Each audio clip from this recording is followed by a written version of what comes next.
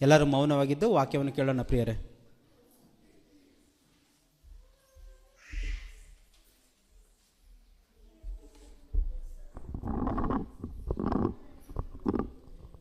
ದೇವರ ಪರಿಶುದ್ಧವಾದಂಥ ನಾಮಕ್ಕೆ ವಂದನೆಗಳು. ಸೊ ದಯಮಾಡಿ ದೈವಸೇವಕರಾಗಿರುವಂಥ ಇಮ್ಮಾನುವೇಲ್ ಅಂಕಲ್ ಅವರು ದಯಮಾಡಿ ವೇದಿಕೆಯ ಮೇಲೆ ಬರಬೇಕೆಂಬುದಾಗಿ ಕೇಳಿಕೊಳ್ತಿದ್ದೇನೆ. ಅದೇ ರೀತಿಯಾಗಿ ಅಂಜಿ ಅಣ್ಣನವರು ಸಹ ವೇದಿಕೆಯ ಮೇಲೆ ಬಂದು ಕುಳಿತುಕೊಳ್ಳಬೇಕೆಂಬುದಾಗಿ ನಾನು ಕೇಳಿಕೊಳ್ಳುವನಾಗಿದ್ದೇನೆ.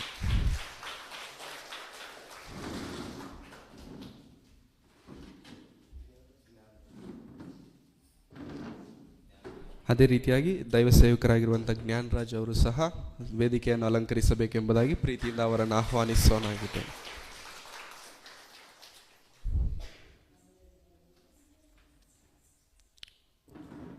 Thank you.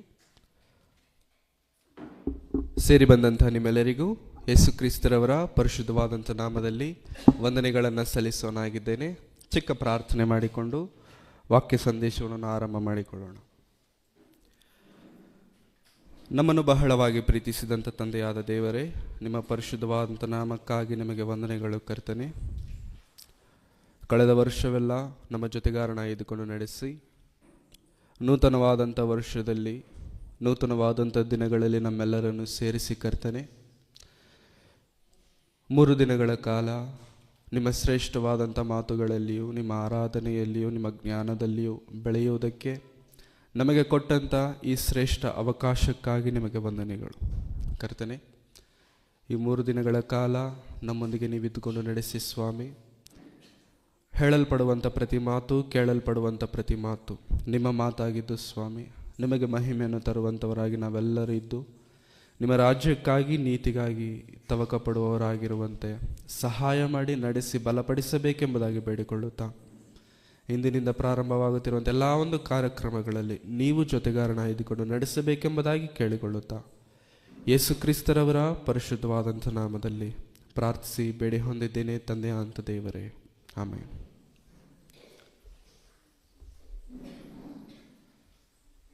ಮತ್ತೊಂದು ಆವರ್ತಿ ಎಲ್ಲರಿಗೂ ಯೇಸು ಕ್ರಿಸ್ತನ ನಾಮದಲ್ಲಿ ವಂದನೆಗಳನ್ನು ಸಲ್ಲಿಸೋನಾಗಿದ್ದೇನೆ. First of all, wish you all a happy new year of 2025. 2025ನೇ ವರ್ಷದ ಆರ್ಥಿಕ ಶುಭಾಶಯಗಳು ಎಲ್ಲರಿಗೂ. ಓಕೆ, ದೇವರ ಮಹಾಕೃಪೆಯಿಂದ 2024 ಬಿಟ್ಟು 2025ಕ್ಕೆ ನಾವು ಬಂದಿದ್ದೇವೆ. ಅದಕ್ಕಾಗಿ ದೇವರಿಗೆ ನಾವು ಕೃತಜ್ಞತೆಗಳನ್ನು ಸಲ್ಲಿಸುತ್ತಾ, ಈ 3 ದಿನಗಳ ಕಾಲ ಶ್ರದ್ಧಾ ಭಕ್ತಿಯಿಂದ ವಿಧೇಯತೆಯಿಂದ ಹೊರಗಿರುವಂಥ ಎಲ್ಲ ಆಲೋಚನೆಗಳನ್ನು ಪಕ್ಕಕ್ಕಿಟ್ಟು ದೇವರಿಗೆ, ದೇವರ ವಾಕ್ಯಕ್ಕೆ ಮಾತ್ರ ನಾವು ಪ್ರಾಧಾನ್ಯತೆಯನ್ನು ಕೊಡೋರಾಗಿರೋಣ.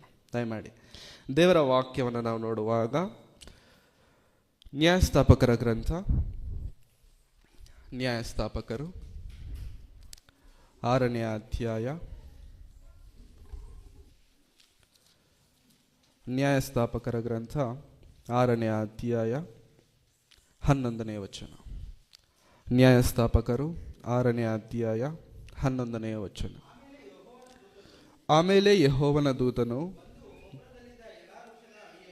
ಬಂದು ಒಫ್ರದಲ್ಲಿದ್ದ ಏಲಾ ವೃಕ್ಷದ ಅಡಿಯಲ್ಲಿ ಕೂತುಕೊಂಡನು. ಅದು ಅಬೀಯೆಜೆರನ ಗೋತ್ರದವನಾದ ಯೋವಾಷನದಾಗಿತ್ತು. ಅವನ ಮಗನಾದ ಗಿದ್ಯೋನನು ಮಿದ್ಯಾನ್ಯರಿಗೆ ಗೊತ್ತಾಗದ ಹಾಗೆ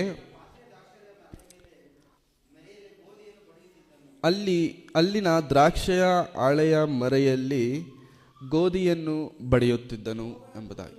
ಸಾಕು. ಇವತ್ತು ನಾವು ಮಾತನಾಡಿಕೊಳ್ಳುತ್ತಿರುವಂಥ ಭಕ್ತನ ಹೆಸರು ಗಿದ್ಯೋನನು.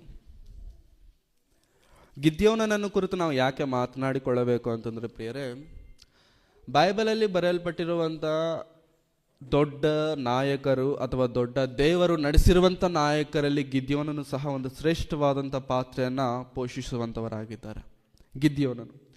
ಗಿದ್ಯೋನನು ಎಂಥವನು, ಯಾರು ಎಂಬುದಾಗಿ ನೋಡುವಾಗ ನ್ಯಾಯಸ್ಥಾಪಕರ ಇತಿಹಾಸ ನಮಗೆ ಗೊತ್ತೇ ಇದೆ ಪ್ರಿಯರೇ. ನ್ಯಾಯಸ್ಥಾಪಕರು ಯಾಕೆ ಬಂದಿದ್ದಾರೆ ಅಂತಂದರೆ, ಇಸ್ರಾಯೇಲ್ಯರು ದೇವರಿಗೆ ವಿರೋಧವಾಗಿ ತಪ್ಪು ಮಾಡಿದಾಗ ದೇವರು ಅವರ ಮೇಲೆ ಕೋಪಗೊಂಡು ಅನ್ಯರಿಗೆ ಅವರನ್ನು ಒಪ್ಪಿಸಿಕೊಡುತ್ತಿದ್ದರು. ಅನ್ಯರಿಗೆ, ಶತ್ರುಗಳ ಕೈಗಳಿಗೆ.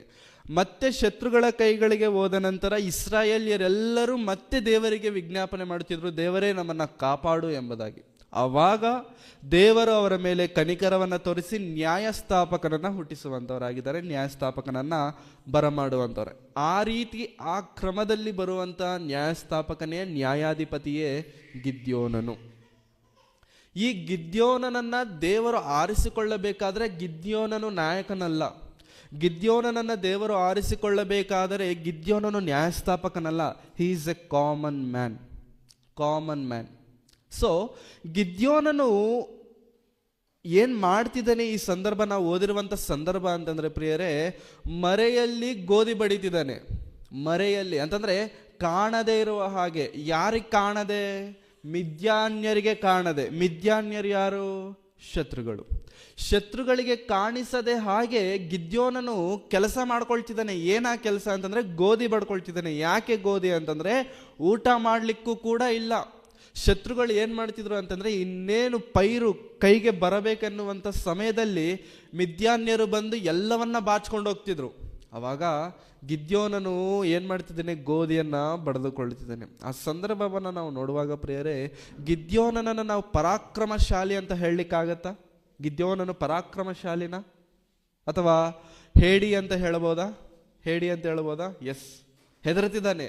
ಗಿದ್ಯೋನನು ಹೆದರುತ್ತಿದ್ದಾನೆ. ಹೆದರ್ಕೊಂಡು ಏನು ಮಾಡ್ತಿದ್ದಾನೆ ಅಂತಂದರೆ ಪ್ರಿಯರೇ, ಮರೆಯಲ್ಲಿದ್ದುಕೊಂಡು ಗೋಧಿ ಬಡ್ಕೊಳ್ತಿದ್ದಾನೆ. ಗೋಧಿಯನ್ನು ಸಪರೇಟ್ ಮಾಡ್ಕೊಳ್ತಿರ್ಬೇಕಾದ್ರೆ ಅಲ್ಲಿ ಒಂದು ವ್ಯಕ್ತಿ ಬರ್ತಿದ್ದಾನೆ. ಆ ವ್ಯಕ್ತಿ ದೂತನು ಬಂದು ಕುಳಿತುಕೊಂಡಿದ್ದಾನೆ. ಗಿದ್ಯೋನನು ಮರೆಯಲ್ಲಿ ಗೋಧಿ ಬಡಿಯುತ್ತಿದ್ದಾನೆ. ಗಿದ್ಯೋನನನ್ನು ಮಾತನಾಡಿಸುತ್ತಿರುವಂಥ ಸಂದರ್ಭ 12ನೇ ವಚನ ನೋಡೋಣ ಪ್ರಿಯ. ಯೆಹೋವನ ದೂತನು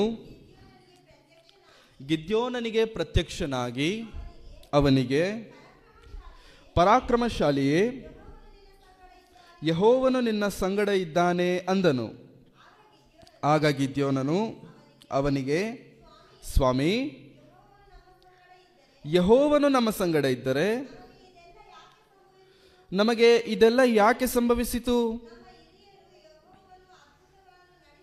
ನಮ್ಮ ಹಿರಿಯರು ಯೆಹೋವನು ಅದ್ಭುತಗಳನ್ನು ನಡೆಸಿ ತಮ್ಮನ್ನು ಐಗುಪ್ತದಿಂದ ಬಿಡಿಸಿದ್ದನೆಂಬುದಾಗಿ ವಿವರಿಸುತ್ತಿದ್ದರು.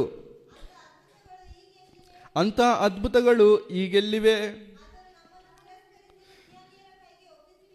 ಆತನು ನಮ್ಮನ್ನು ತಿರಸ್ಕರಿಸಿ ಮಿದ್ಯಾನ್ಯರ ಕೈಗೆ ಒಪ್ಪಿಸಿಬಿಟ್ಟಿದ್ದಾನಲ್ಲ ಅನ್ನಲು. ಏನಂತ ಗಿದ್ಯೋನನು ಮಾತನಾಡ್ತಿದ್ದಾನೆ ಅಂತಂದ್ರೆ ಪ್ರಿಯರೇ, ಗಿದ್ಯೋನನನ್ನ ದೇವರು ನೋಡಿ ಒಂದು ಮಾತು ಹೇಳ್ತಿದ್ದಾರೆ, ಪರಾಕ್ರಮಶಾಲಿಯೇ ಅಂತ ಕರೆದ ತಕ್ಷಣ ದೂತನನ್ನು ನೋಡಿ ಗಿದ್ಯೋನನು ಕೇಳುತ್ತಿರುವಂಥ ಪ್ರಶ್ನೆ, ಏನಂತಂದ್ರೆ, ಸ್ವಾಮಿ, ನಮ್ಮ ತಾತ ಮುತ್ತಾತಂದ್ರೆಲ್ಲ ಹೇಳ್ತಿದ್ರು ಏನಂತ? ಯೆಹೋವನು ನಮ್ಮನ್ನು ಐಗುಪ್ತ ದೇಶದಿಂದ ಕರ್ಕೊಂಡು ಬಂದಿದ್ದಾನೆ, ಕೆಂಪು ಸಮುದ್ರವನ್ನು ಇಬ್ಬಾಗವನ್ನಾಗಿ ಮಾಡಿದ್ದಾನೆ, ನೈಲ್ ನದಿಯನ್ನು ನಿಲ್ಲಿಸಿದ್ದಾನೆ, ಅಬ್ಬೋ ಹೇಳ್ಕೊಂಡು ಹೋದ್ರೆ ತುಂಬಾ ಅದ್ಭುತ ಕಾರ್ಯಗಳನ್ನು ಯೆಹೋವನು ಮಾಡಿದ್ದಾನೆ ಎಂಬುದಾಗಿ ನಮ್ಮ ತಾತ ಮುತ್ತಾತಂದ್ರೆ ಹೇಳಿದ್ದಾರೆ, ನಾವು ಕೇಳಿದ್ದೇವೆ. ಆದರೆ ಅಂಥ ದೇವರಿವಾಗ ಏನಾಗ್ಬಿಟ್ಟಿದ್ದಾರೆ? ನಾವು ಸಹ ಪ್ರೇರೆ ತುಂಬ ಸಂದರ್ಭದಲ್ಲಿ ದೇವರನ್ನು ಕುರಿತು ನಾವು ಕೇಳ್ತೇವೆ, ಯಾವಾಗಲೂ ಎಕ್ಸ್ಪೀರಿಯನ್ಸ್ ಮಾಡಿರೋದಿಲ್ಲ. ನಮ್ಮ ಜೀವನದಲ್ಲೂ ಕೂಡ ಕಷ್ಟಗಳು, ಹಿಂಸೆಗಳು ಬಂದಾಗ ನಾವು ದೇವರನ್ನು ಕೇಳುವಂಥ ಪ್ರಶ್ನೆಗಳಲ್ಲಿ ಒಂದು ಪ್ರಶ್ನೆ ಇದೆ, ದೇವರೇ, ಆ ಭಕ್ತರ ಜೀವನದಲ್ಲಿ ಎಷ್ಟೋ ಅದ್ಭುತಗಳನ್ನು ಮಾಡಿದ್ಯಲ್ಲ, ನನ್ನ ಜೀವನದಲ್ಲಿ ಯಾಕೆ ಮಾಡ್ತಿಲ್ಲ ಎಂಬುದಾಗಿ. ಗಿದ್ಯೋನನು ಕೂಡ ಸೇಮ್ ಕ್ವಶನ್ ಕೇಳ್ತಿದ್ದಾನೆ. ಗಿದ್ಯೋನನು ಕೂಡ ಅದೇ ಪ್ರಶ್ನೆ ಕೇಳ್ತಿದ್ದಾನೆ, ಏನಂತ? ಸ್ವಾಮಿ, ಐಗುಪ್ತ ದೇಶದಲ್ಲಿ ನೀನು ಮಾಡಿದಂಥ ಅದ್ಭುತ ಕಾರ್ಯಗಳು, ನಿನ್ನ ನೈಲ್ ನದಿಯಲ್ಲಿ ಮಾಡಿರುವಂಥ ಮಹತ್ ಕಾರ್ಯಗಳು ಎಲ್ಲಿವೆ ಎಂಬುದಾಗಿ ಯೆಹೋವನನ್ನ, ದೂತನನ್ನ ಗಿದ್ಯೋನನು ಕೇಳ್ತಿದ್ದಾನೆ ಪ್ರಿಯರೇ. He is a common man. ಪ್ರಿಯರೇ, ದೇವರು ನಮ್ಮನ್ನು ಆರಿಸಿಕೊಳ್ಳಬೇಕಾದರೆ ಎಂಥವರನ್ನ ದೇವರು ಆರಿಸಿಕೊಳ್ತಾರೆ? ದೇವರು ಆರಿಸಿಕೊಳ್ಳಬೇಕಾದರೆ ಎಂಥವರನ್ನ ದೇವರು ಆರಿಸಿಕೊಳ್ಳುತ್ತಾರೆ ಅಂತಂದರೆ ಪ್ರಿಯರೇ, ದೇವರು ನಮ್ಮಲ್ಲಿ ಎಬಿಲಿಟಿ ನೋಡಿ ಯಾವತ್ತು ನಮ್ಮನ್ನು ಆರಿಸಿಕೊಳ್ಳೋದಿಲ್ಲ. ಎಬಿಲಿಟಿ ಅಂತಂದರೆ ನನ್ನಲ್ಲಿ ಏನೋ ಜ್ಞಾನ ಇದೆ, ನನ್ನಲ್ಲೇನೋ ತಲಾಂತ್ ಇದೆ, ನನ್ನಲ್ಲೇನೋ ಶಕ್ತಿ ಇದೆ, ಅದಕ್ಕಾಗಿ ದೇವರನ್ನು ಆರಿಸಿಕೊಂಡಿದ್ದಾರೆ. No, God don't see our ability. ದೇವರು ನೋಡುವಂಥದ್ದೇನೋ ಗೊತ್ತಾ? ಅವೈಲಬಿಲಿಟಿ. ನಾವು ದೇವರಿಗೆ ಸೇವೆ ಮಾಡೋದಕ್ಕೆ, ಆತನ ಕೆಲಸಗಳನ್ನು ಮಾಡೋದಕ್ಕೆ ರೆಡಿಯಾಗಿದ್ದೇವಾ? Are we available for God? ದೇವರಿಗೆ ಅವೈಲಬಲ್ ಆಗಿರುವಂಥದ್ದನ್ನು ದೇವರು ನೋಡುವಂಥವರಾಗಿದ್ದಾರೆ. ಪ್ರಿಯರೇ, ಈ ದಿನ ಈ ರೀತಿ ನಾವೆಲ್ಲರೂ ಇಲ್ಲಿ ಕುಳಿತಿದ್ದೇವೆ ಅಂತಂದರೆ ಸುಮ್ಮನೆ ಅಲ್ಲ. ಸುಮ್ಮನೆ ಬಂದು ಕುಳಿತಿದ್ದೇವೆ ನಾವು, ಟೈಮ್ ಪಾಸ್ಗೋಸ್ಕರ ಬಂದು ಕುಳಿತಿದ್ದೇವೆ? No sir. ದೇವರು ನಮ್ಮೆಲ್ಲರನ್ನು ಆರಿಸಿಕೊಂಡಿದ್ದಾರೆ. He has chosen. ನಮ್ಮೆಲ್ಲರನ್ನು ಆರಿಸಿಕೊಂಡಿರುವುದರಿಂದ ಈ ದಿನ ಈ ರೀತಿಯಾಗಿ ನಾವೆಲ್ಲರಲ್ಲಿ ಕುಳಿತಿದ್ದೇವೆ. ಹಾಗಾಗಿ ಪ್ರಿಯರೇ, ಗಿದ್ಯೋನನನ್ನು ದೇವರು ಆರಿಸಿಕೊಳ್ಳಬೇಕಾದ್ರೆ ಗಿದ್ಯೋನನು ಎಂಥವನು? ಪರಾಕ್ರಮಶಾಲಿ ಅಲ್ಲ, ಪರಾಕ್ರಮಶಾಲಿ ಅಲ್ಲ. ನಾವೊಂದು ವೇಳೆ ಆ ಸಂದರ್ಭದಲ್ಲಿದ್ದರೆ ಗಿದ್ಯೋನನೇ ನೀನು ಪರಾಕ್ರಮಶಾಲಿ ಅಂತ ಹೇಳಲಿಕ್ಕಾಗತ್ತಾ? ಇವಾಗ ನಾನು ನಿಮ್ಮೆಲ್ಲರಿಗೂ ಕಾಣಿಸ್ತಿದ್ದೇನೆ ಪ್ರಿಯರೇ, ನೀವು ನನ್ನನ್ನು ನೋಡ್ಬಿಟ್ಟು ಓಹ್ ಹ್ಯಾಂಡ್ಸಮ್, 6 ಪ್ಯಾಕ್ಸ್ ಇದೆ ಅವನಿಗೆ ಅಂತ ಹೇಳ್ತೀರಾ? ಹೇಳಲ್ಲ. ನೋ ಚಾನ್ಸ್, ಹೇಳಕ್ಕಾಗಲ್ಲ. ಯಾಕಂತಂದ್ರೆ ನನ್ನ ಕಣ್ಣಿಗೆ ಕಾಣುವ ರೀತಿಯಲ್ಲಿ ಆ ರೀತಿಯಲ್ಲಿ ಇಲ್ಲ. ಒಂದು ವೇಳೆ ಯಾರಾದರೂ ಬಂದು ನನಗೆ ಆ ಥರ ಹೇಳಿದ್ರೆ 10 ಜನ ಕೇಳಿದ್ರೆ ಅನ್ಕೊಳ್ಳಿ ಆ ಮಾತು, 10 ಜನನೂ ಒಂದೇ ಸತಿ ನಗ್ತಾರೆ. ಯಾಕಂತಂದ್ರೆ ನಿನಗೆ ಕೆಪಾಸಿಟಿ ಇಲ್ಲ, ಅಷ್ಟು ನಿನ್ನ ನೋಡಕ್ಕೆ ಆ ರೀತಿಯಲ್ಲಿ ಇಲ್ಲ. ಗಿದ್ಯೋನನು ಕೂಡ ಪ್ರಿಯರೇ, ಆತನು ಪರಾಕ್ರಮಶಾಲಿ ಅಲ್ಲ, ಹೆದರು ಪುಕ್ಳ ಹೇಳಬೇಕು ಅಂತಂದ್ರೆ ಬಚ್ಚಿಟ್ಕೊಂಡಿದ್ದಾನೆ. ಆದರೆ ದೇವರು, ಯೆಹೋವನು, ದೂತನು ಬಂದು ಹೇಳ್ತಿರುವಂಥ ಮಾತು ಪರಾಕ್ರಮಶಾಲಿ. ಪ್ರಿಯರೇ, ಲೋಕವು, ಸಮಾಜವು ನಮ್ಮ ಇಂದಿನ ಪರಿಸ್ಥಿತಿಯನ್ನು ನೋಡಬಹುದು, ಆದರೆ ದೇವರು ಇವತ್ತು ನಾವು ಹೇಗಿದ್ದೇವೆ ಅನ್ನುವಂಥದ್ದನ್ನು ನೋಡಲ್ಲ ಪ್ರಿಯರೇ. ನೀನು ಭವಿಷ್ಯದಲ್ಲಿ ಏನಾಗತ್ತೆ ಅನ್ನುವಂಥದ್ದು ದೇವರಿಗೆ ಬಹಳ ಪ್ರಾಮುಖ್ಯ. ಭವಿಷ್ಯದಲ್ಲಿ what we are going to happen, ಅದು ದೇವರಿಗೆ ಬಹಳ ಪ್ರಾಮುಖ್ಯವಾದಂಥ ವಿಷಯ. ಹಾಗಾಗಿ ಗಿದ್ಯೋನನನ್ನು ದೇವರು ಆರಿಸಿಕೊಳ್ಳಬೇಕಾದ್ರೆ ನಾವು ಗಮನಿಸಬೇಕಾಗಿರುವಂಥ ಒಂದು ವಿಷಯ, he is an common man. He is a common man. ಗಿದ್ಯೋನನು ಯಾರು ಪ್ರಿಯರೇ? Common man. ನಾವು ಸಹ ದೇವರನ್ನ ಕೇಳ್ತಿರ್ತೇವೆ. ಮುಂದೆ ಬನ್ನಿ.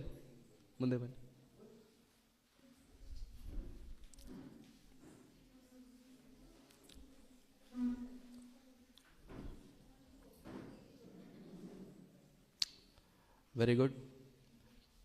ಪ್ಲೀಸ್ ಬೇಗ ಸೆಟ್ ಆಗ್ಬಿಡಿ. ಚಿಕ್ಕ ಮಕ್ಕಳು ಯಾರಾದರೂ ಮೇಲೆ ಕೂತಿದ್ರೆ ಕೆಳಗೆ ಬಂದ್ಬಿಡಿ. ಚೇರ್ಗಳು ದೊಡ್ಡವ್ರಿಗೆ, ಚಿಕ್ಕವ್ರಿಗಲ್ಲ.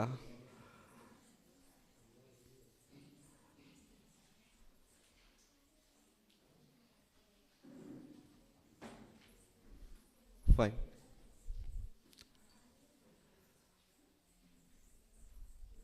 Thank you.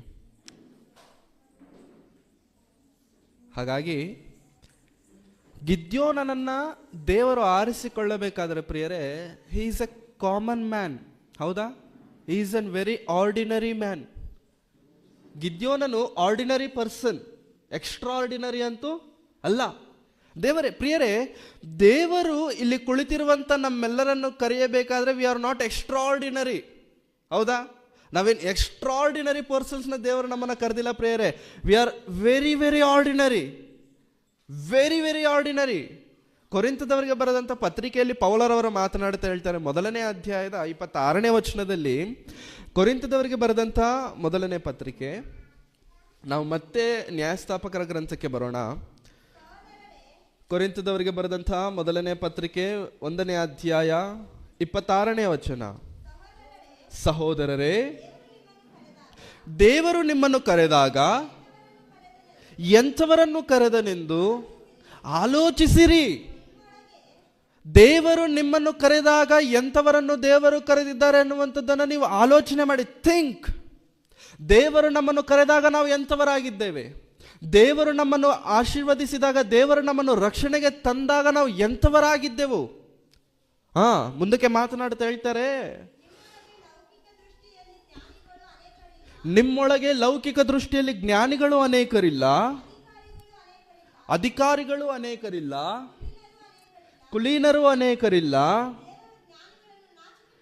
ದೇವರು ಜ್ಞಾನಿಗಳನ್ನು ನಾಚಿಕೆ ಪಡಿಸುವುದಕ್ಕಾಗಿ ಈ ಲೋಕದ ಬುದ್ಧಿಹೀನರನ್ನು ಆರಿಸಿಕೊಂಡಿದ್ದಾನೆ. ದೇವರು ಬಲಿಷ್ಠರನ್ನು ನಾಚಿಕೆ ಪಡಿಸುವುದಕ್ಕಾಗಿ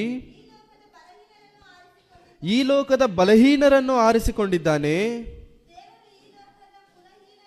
ದೇವರು ಈ ಲೋಕದ ಕುಲಹೀನರನ್ನು, ಅಸಡ್ಡೆಯಾದವರನ್ನು ಆರಿಸಿಕೊಂಡದ್ದಲ್ಲದೆ ಗಣ್ಯರನ್ನು ಇಲ್ಲದಂತೆ ಮಾಡುವುದಕ್ಕಾಗಿ ಗಣನೆಗೆ ಬಾರದವರನ್ನು ಆರಿಸಿಕೊಂಡಿದ್ದಾನೆ. ದೇವರು ನಮ್ಮನ್ನು ಆರಿಸಿಕೊಂಡಾಗ ನಾವು ಎಂಥವರಾಗಿದ್ದೇವೆ? ನಾವು ಗಣನೆಗೆ ಬರುವಂಥವರಲ್ಲ, ಜ್ಞಾನಿಗಳಲ್ಲ, ಅಧಿಕಾರಿಗಳಲ್ಲ, ಎಂಥವರಲ್ಲ. We are very very very ordinary.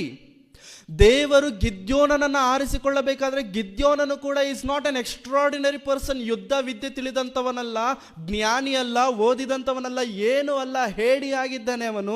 Is an very ordinary person. ಆದರೆ ದೇವರು ಗಿದ್ಯೋನನನ್ನು ನೋಡಿ ಹೇಳ್ತಿರುವಂಥ ಮಾತು ಪರಾಕ್ರಮಶಾಲಿಯೇ, ಪರಾಕ್ರಮಶಾಲಿಯೇ. ಪ್ರಿಯರೇ, ಪರಾಕ್ರಮಶಾಲಿ ಅಂದಿದ ತಕ್ಷಣ ಗಿದ್ಯೋನನಿಗೆ ಕೋಪ ಬಂತು. ಗಿದ್ಯೋನನಿಗೆ ಕೋಪ ಬಂತು. ದೇವರ ಹತ್ರ ಏನಂತ ಮಾತಾಡ್ತಿದ್ದಾನೆ ದೂತನ ಹತ್ರ ಅಂತಂದ್ರೆ, ಏನು ಮಾತಾಡ್ತಿದ್ದೀರಾ ಸರ್ ನೀವು? ಏನು ಮಾತಾಡ್ತಿದ್ದೀರಾ? ಪರಾಕ್ರಮಶಾಲಿ, ನನ್ನ ಫಿಸಿಕ್ ಏನು, ನನ್ನ ಟ್ಯಾಲೆಂಟ್ ಏನು ನಿಮಗೆ ಗೊತ್ತಿಲ್ವಾ? ನನ್ನ ಪರಾಕ್ರಮಶಾಲಿ ಅಂತ ಹೇಳೋದಲ್ಲದೆ ಏನು ಯೆಹೋವನಂತ ಬಂದು ನನ್ನ ಮುಂದೆ ನಿಂತಿದ್ರಲ್ಲ, ನಾವಿರುವಂಥ ಕಷ್ಟ ನಿಮಗೆ ಗೊತ್ತಿಲ್ವಾ? ನಾವು ಪಡ್ತಿರುವಂಥ ಪಾಡು ನಿಮಗೆ ಗೊತ್ತಿಲ್ವಾ? ನಮ್ಮ ದೇವರು ಅಂಥವನು ಇಂಥವನಂತ ನಾವು ಕತೆಗಳು ಕೇಳಿದ್ದೇವೆ. ಕತೆಗಳು ನನಗೆ ಬೇಡ, ಇವಾಗ ಪ್ರೆಸೆಂಟಲ್ಲಿ ದೇವರೇ ಅಂಥವನಂತ ನಾನು ಕಾಣಬೇಕು ಅಂತ ದೇವರ ಮುಂದೆ ಗಿದ್ಯೋನನ್ನು ಜೋರಾಗಿ ಮಾತಾಡಿದಾಗ ಗಿದ್ಯೋನನ್ನ ದೇವರು ಒಂದು ಕ್ಷಣ ಹಿಂಗೆ ನೋಡಿ ಒಂದೇ ಒಂದು ಮಾತು ಹೇಳಿದ್ರು. ಒಂದೇ ಒಂದು ಮಾತು ಹೇಳ್ತಾರೆ, ಗಿದ್ಯೋನನೇ ನೀನು ಕೇಳಿದ್ಯಲ್ಲ ಕತೆಗಳು ಅಂತ ನೀನು ಹೇಳ್ತಿದ್ಯಲ್ಲ, ಇಟ್ಸ್ ನಾಟ್ ಸ್ಟೋರಿ, ಅದು ಕತೆಗಳೆಲ್ಲ ನಿಜವಾಗ್ಲೂ ನಡೆದಂಥದ್ದು. ಇವಾಗಲೂ ನೀನು ದೇವರ ಮಹಿಮೆಯನ್ನು, ದೇವರ ಶಕ್ತಿಯನ್ನು ನೋಡಬೇಕಂತ ಅಂದ್ಕೊಳ್ತಿದ್ಯಾ. ಯಾರೋ ಬರೋದು ಯಾಕೆ? Why not you? ಯಾರೋ ಬರೋದು ಯಾಕೆ? Why can't you? ನೀನೇ ಯಾಕೆ ಆಗಬಾರದು?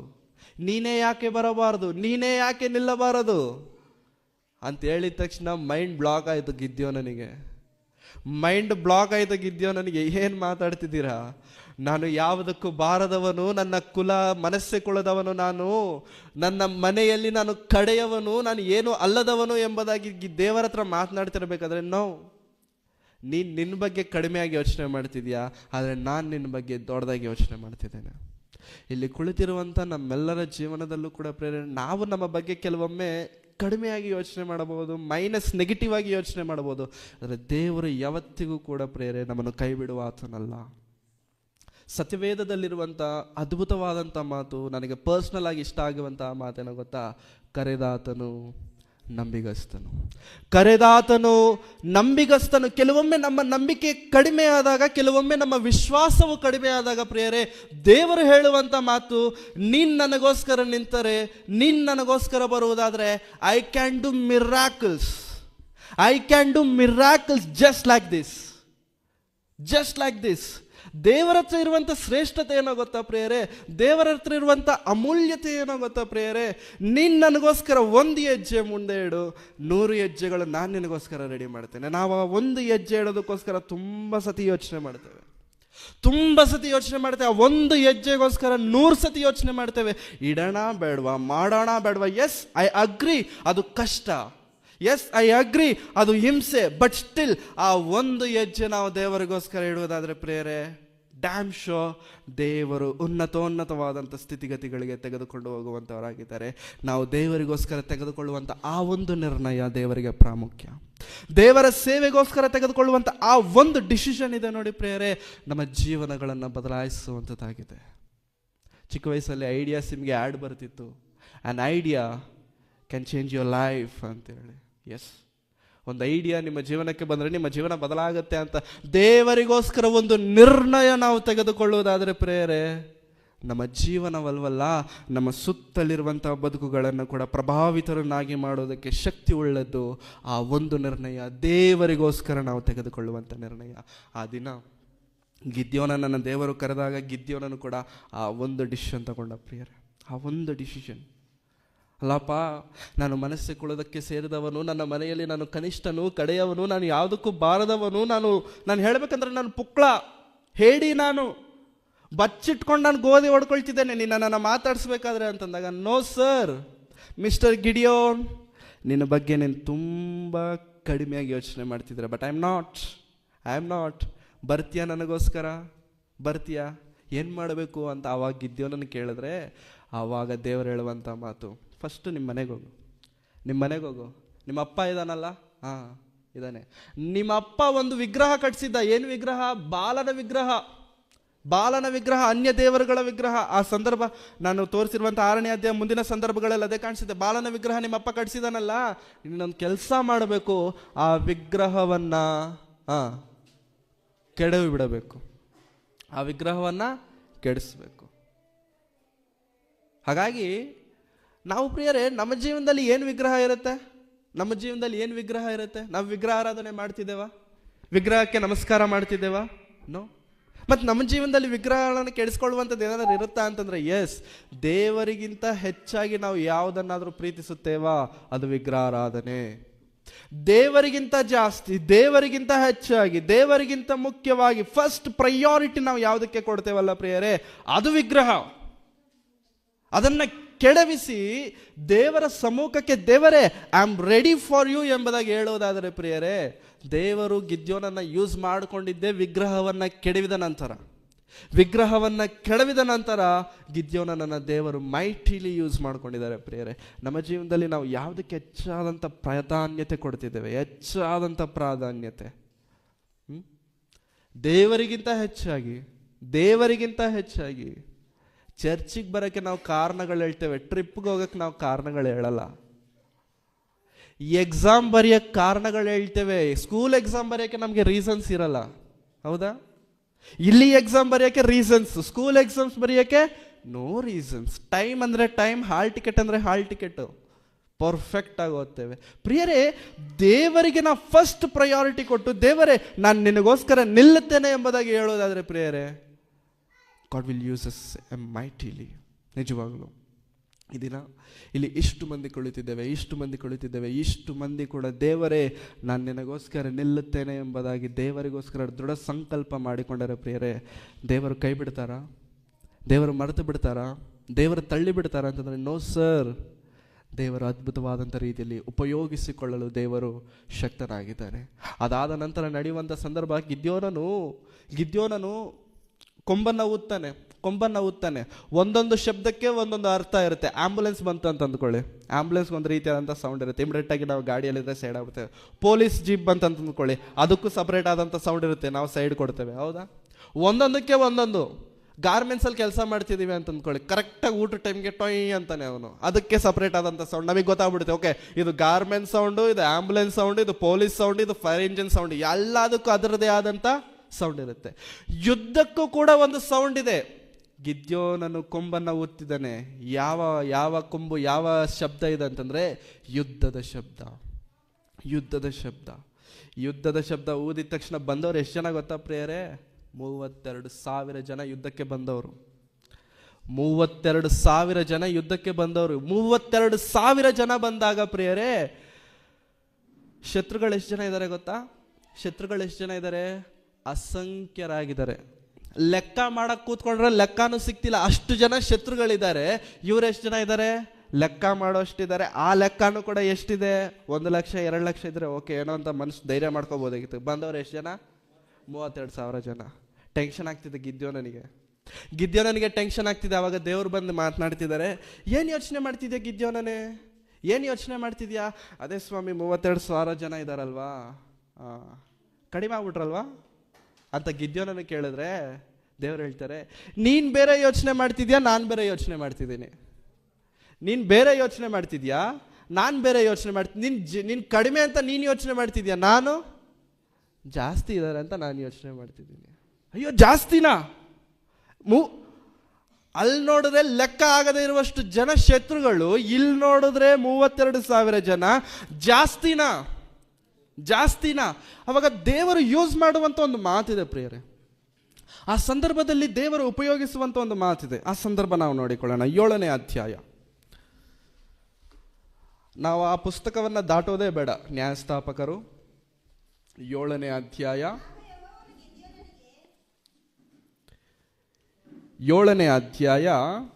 2ನೇ ವಚನ. ನ್ಯಾಯಸ್ಥಾಪಕರು 7ನೇ ಅಧ್ಯಾಯ 2ನೇ ವಚನ. ಎಲ್ಲರೂ ಯಾರಾದರೂ ಬೈಬಲ್ ತಂದಿದ್ರೆ, ಫಾರ್ ಸಪೋಸ್ ಬೈ ಮಿಸ್ಟೇಕನ್ಲಿ ಯಾರಾದರೂ ಬೈಬಲ್ ತಂದಿದ್ರೆ ಬೈಬಲ್ ತೆಗೀರಿ. ಓಕೆ, 7ನೇ ಅಧ್ಯಾಯ 2ನೇ ವಚನ. ಆಗ ಯೆಹೋವನು ಗಿದ್ಯೋನನಿಗೆ ನಿನ್ನ ಸಂಗಡ ಇರುವ ಜನರು ಹೆಚ್ಚಾಗಿದ್ದಾರೆ.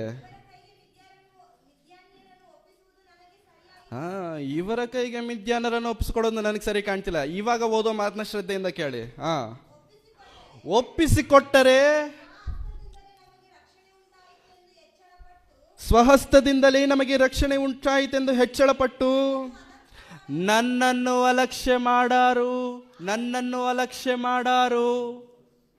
32,000 ಜನರ ಕೈಗೆ ಮಿದ್ಯಾನರನ್ನು ಒಪ್ಪಿಸಿಕೊಡೋದು ದೊಡ್ಡ ವಿಷಯ ಅಲ್ಲ ನನಗೆ. ಆದರೆ ಒಂದು ವೇಳೆ 32,000 ಜನನೇ ಹೋಗಿ ಯುದ್ಧ ಮಾಡಿ ಗೆದ್ದು ಬಂದ್ರು ಅಂತ ಅಂದ್ಕೋ, ಏನಂದ್ಕೊಳ್ತಾರೆ ಇವರು? ನಮ್ಮ ಸ್ವಶಕ್ತಿಯಿಂದ ನಾವು ಗೆದ್ದಿದ್ದೇವೆ ಅಂತೇಳಿ ನನ್ನನ್ನು ಅಲಕ್ಷ್ಯ ಮಾಡ್ತಾರೆ. ಇದು ಮ್ಯಾಟರು. ನನ್ನ ಸ್ವಶಕ್ತಿಯಿಂದ ನಾನು ಗೆದ್ದಿದ್ದೇನೆ ಎಂಬುದಾಗಿ ದೇವರನ್ನ ಅಲಕ್ಷ್ಯ ಮಾಡುವಂಥ ಪರಿಸ್ಥಿತಿ ನಮ್ಮ ಜೀವನದಲ್ಲಿ ಬರಬಾರ್ದು ಪ್ರಿಯರೇ. ಅವಾಗ ಗಿದ್ಯೋನನಿಗೆ ದೇವರು ಹೇಳುವಂಥ ಮಾತೆ, ಯಾರಾದರೂ ಹೆದರ್ತಿದ್ದಾರಾ? ಎಲ್ಲರನ್ನ ಮನೆ ಕಳಿಸ್ಬಿಡು ಅಂದಾಗ ಎಷ್ಟು ಜನ ಮನೆಗೆ ಹೋಗಿದ್ದಾರೆ ನೋಡಿ ಪ್ರಿಯರೇ. 3ನೇ ವಚನ ನಾನು ಓದ್ತೇನೆ. ಆದುದರಿಂದ ಎಲ್ಲ ಜನರಿಗೆ ಕೇಳಿಸುವಂತೆ ಧೈರ್ಯವಿಲ್ಲದವರು, ಅಂಜುವವರು ಈ ಗಿಲ್ಯಾದ್ ಪರ್ವತವನ್ನು ಬಿಟ್ಟು ಮನೆಗೆ ಹೋಗಲಿ ಎಂದು ಪ್ರಕಟಿಸು ಅಂದನು. ಹಾಗೆ ಮಾಡಲು 22,000 ಮಂದಿ ಹಿಂತಿರುಗಿ ಹೋದರು. ಎಷ್ಟು ಜನ ಉಳಿದ್ರು? 10,000. ಬಂದವರು ಎಷ್ಟು ಜನ? ಹೋದವರು ಎಷ್ಟು ಜನ? ಉಳಿದವರು ಎಷ್ಟು ಜನ? ಉಳಿದವರು 10,000 ಜನ. ಅಲ್ಲಿರೋರು ಎಷ್ಟು ಜನ ಶತ್ರುಗಳು? ಲೆಕ್ಕ ಇಲ್ಲ. ಲಕ್ಷಾಂತರ ಜನ ಇದ್ದಾರೆ. ಅವರನ್ನ ಯುದ್ಧ ಮಾಡಕ್ಕೆ ಎಷ್ಟು ಜನ ಉಳಿದಿದ್ದಾರೆ ಇವಾಗ? 10,000 ಜನ. ಈ 10,000 ಜನರನ್ನ ಹೋಗ್ಲಿ ದೇವರೇ, ನಿನ್ಗೆ ದೊಡ್ಡ ನಮಸ್ಕಾರ, ಇನ್ನು ಯಾರನ್ನೂ ಕಳಿಸ್ಬೇಡ, ಇವ್ರ ಜೊತೆಗಾದ್ರೂ ಯುದ್ಧ ಮಾಡ್ಸಪ್ಪ ಅಂತಂದ್ರೆ ದೇವರು ಹೇಳ್ತಿದ್ದಾರೆ ಇನ್ನೊಂದೇ ಒಂದು ಟೆಸ್ಟು. ಏನು ಟೆಸ್ಟ್ ಅಂತಂದ್ರೆ, ಅಲ್ಲಿ ನೀರಿದೆಯಲ್ಲ, ಇದೆ ಸ್ವಾಮಿ, ಚೆನ್ನಾಗಿರುತ್ತೆ, ಕಾವೇರಿ ನೀರು. ಕರ್ಕೊಂಡೋಗಿ ಎಲ್ಲರನ್ನೆಲ್ಲ, ಎಷ್ಟು ಜನ? 10,000 ಜನರನ್ನು ಕರ್ಕೊಂಡೋಗಿ ಅಲ್ಲಿಗೆ ಕರ್ಕೊಂಡೋಗ್ಬಿಟ್ಟು ನೀರು ಕುಡಿಯೋಕೆ ಹೇಳು. ನೀರು ಕುಡಿದವರಲ್ಲಿ 2 ಥರ ಕುಡಿದ್ರಂತೆ.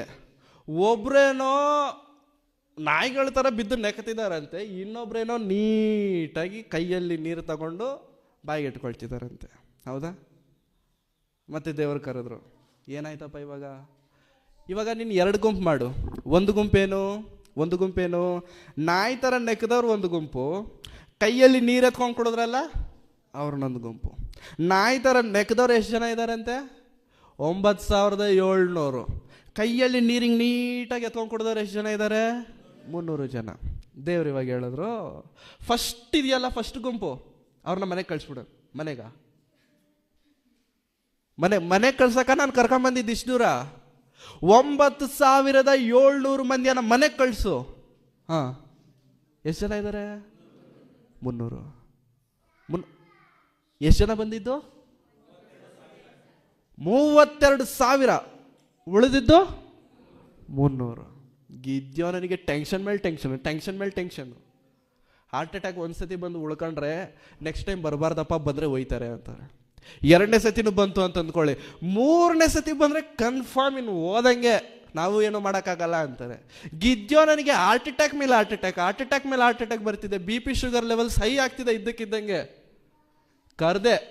ಕರೆದು ಈ ಥರ ಮಾಡ್ತಿದ್ಯಾ ಸ್ವಾಮಿ, ಏನಿದು ಅಂತ ದೇವ್ರನ್ನ ಕೇಳಿದ್ರೆ, ನಾನು 32,000 ಜನರಿಂದ ಯುದ್ಧವನ್ನು ಗೆಲ್ಲಿಸಬಹುದು, ಆದರೆ ಆ ರೀತಿ ಮಾಡಿದ್ರೆ ನಮ್ಮ ಸ್ವಶಕ್ತಿಯಿಂದ ನಾವು ಗೆದ್ದಿದ್ದೇವೆ ಅಂತ ಅಂದುಕೊಳ್ತಾರೆ. ನಾನೇನೆನ್ನುವಂಥದ್ದು ಇಸ್ರಾಯೇಲರಿಗೆ ಗೊತ್ತಾಗಬೇಕು ಅಂತಂದ್ರೆ 32,000 ಜನ ಹೋಗ್ಬಾರ್ದು. ಎಷ್ಟು ಜನ ಹೋಗ್ಬೇಕು? 300 ಜನನೇ ಹೋಗಬೇಕು. ದೇವರು ಕೂಡ ಪ್ರೇರೆ ನಮ್ಮ ಜೀವನದಲ್ಲಿ ತುಂಬ ಜನರನ್ನು ಕಳಿಸ್ತಿರ್ತಾರೆ, ತುಂಬ ಜನರನ್ನು ತಳ್ತಾ ಇರ್ತಾರೆ. ತುಂಬ ಜನರು ನಮ್ಮ ಜೀವನದಲ್ಲಿ ಬರ್ತಿರ್ತಾರೆ. ಬಂದವರೆಲ್ಲರೂ ಕೂಡ ಸ್ಟ್ಯಾಂಡರ್ಡ್ ಆಗಿರ್ತಾರೆ ಅಂತ ಅಂದ್ಕೊಳ್ಬಾರ್ದು. ನೋ, ಬಂದವರೆಲ್ಲರೂ ನಮ್ಮ ಜೊತೆನೇ ಇರಬೇಕು ಅಂತ ಅಂದ್ಕೊಂಡ್ವಾ, ನಾವು ಮೋಸ ಹೋದಂಗೆ. ಬಂದವರೆಲ್ಲರೂ ಹೋಗ್ತಿದ್ದಾರೆ, ಅಯ್ಯೋ ಹೋಗಿದ್ದಾರೆ ಅಂತ ಬೇಜಾರು ಮಾಡ್ಕೊಂಡ್ವಾ, ಬೇಜಾರು ಕೂಡ ಮಾಡ್ಕೋಬಾರ್ದು. ಬಂದವರು ಬರ್ತಿರ್ತಾರೆ, ಹೋಗೋರು ಹೋಗ್ತಿರ್ತಾರೆ, ಬಟ್ ನಿಲ್ಲುವಂಥವ್ರು ಮಾತ್ರ ನಾವೇ. ಇದು ಹೆಂಗೂ ಗೊತ್ತಾ ಪ್ರಿಯರೇ? ಟ್ರೈನ್ ಜರ್ನಿ ಇದ್ದಂಗೆ. ಸ್ಟೇಷನ್ ಬರುತ್ತೆ, ಸ್ಟೇಷನಲ್ಲಿ ಹತ್ತೋರು ಹತ್ತಾರೆ, ಇಳ್ಕೊಳ್ಳೋರು ಇಳ್ಕೊಳ್ತಾರೆ. ಅಯ್ಯೋ ಇಳ್ಕೊಂಬಿಟ್ಟಿದ್ದಾರೆ ಅಂತ ಟ್ರೈನ್ ಬೇಜಾರು ಮಾಡ್ಕೊಳ್ಳಲ್ಲ. ನಾವು ಕೂಡ ಪ್ರೇಯರೆ ನಮ್ಮ ಜೀವನದಲ್ಲಿ ತುಂಬ ಜನ ಬರ್ತಿರ್ತಾರೆ, ನಮಗೆ ಹತ್ತಿರವಾಗ್ತಾರೆ, ನಮ್ಮ ಮನಸ್ಸಿಗೆ ಹತ್ತಿರವಾಗ್ತಾರೆ, ಕುಟುಂಬಕ್ಕೆ ಹತ್ತಿರವಾಗ್ತಾರೆ, ಹತ್ತಿರ ಆಗ್ಬಿಟ್ಟಿದ್ದಾರೆ ಅಂತ ಹೇಳ್ಬಿಟ್ಟು ನಮ್ಮ ಜೊತೆನೇ ಇರ್ತಾರೆ ಅಂತ ಅಂದ್ಕೊಂಡ್ರೆ ನೋ ಸರ್. ಅವ್ರು ಇದ್ರೇನೆ ದೇವರು ನಮ್ಮನ್ನು ನಡೆಸಲ್ಲ ಪ್ರೇಯರೆ, ಅವ್ರು ಇಲ್ದಿದ್ರು ಕೂಡ ದೇವರು ನಮ್ಮನ್ನು ನಡೆಸ್ತಾರೆ. ಯಾರು ಇಲ್ಲದೆ ಇದ್ದಾಗ ದೇವರ ಮೇಲೆ ಇರಬೇಕಾಗಿರುವಂಥ ನಂಬಿಕೆ ನಮ್ಮಲ್ಲಿರುವುದಾದರೆ ಪ್ರೇಯರೆ, ಅದು ನಂಬಿಕೆ ಅಂದರೆ. ಅಬ್ರಹಾಮನು ಯಾವಾಗ ದೇವರನ್ನು ನಂಬಿದ?